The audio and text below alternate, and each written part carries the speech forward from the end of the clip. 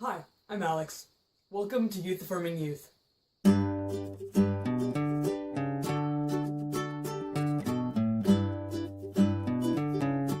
So, this month's topic is balancing spirituality and church and religion with sexuality and gender.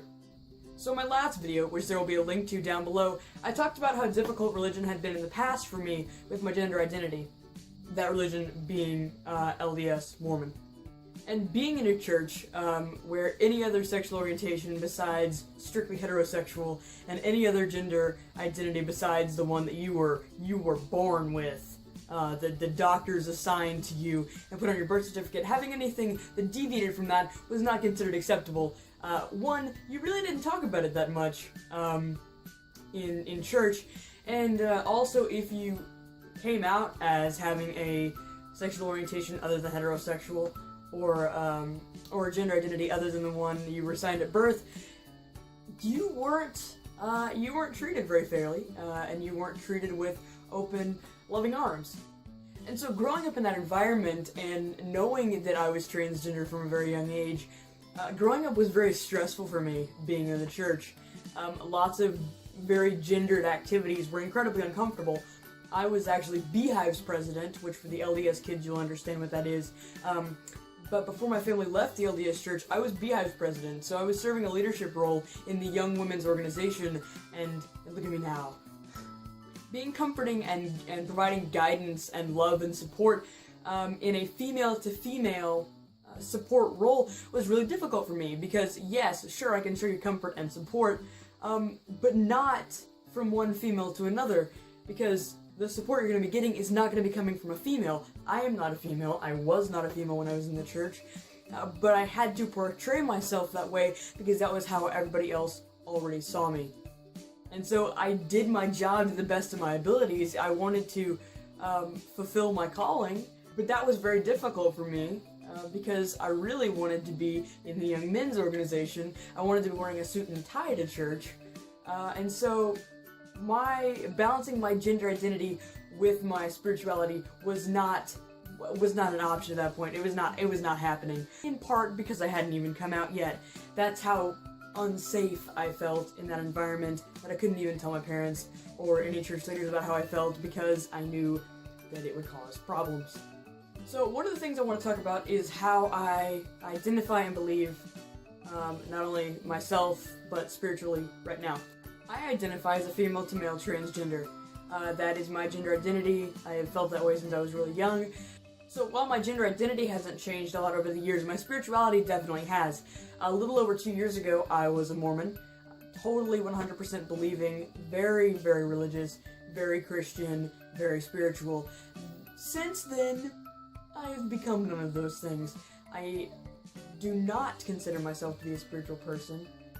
In the traditional sense, which I also want to talk about. I do not currently practice in a religion. I do not see myself practicing any religion in the future.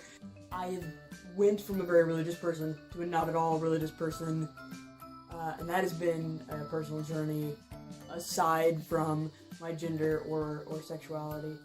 So, I want to talk for a second about spirituality versus religion. And for some people, they mean the same thing. For me, they mean very different things. Religion, to me, means believing in a higher power, believing in some sort of God, or more than one God.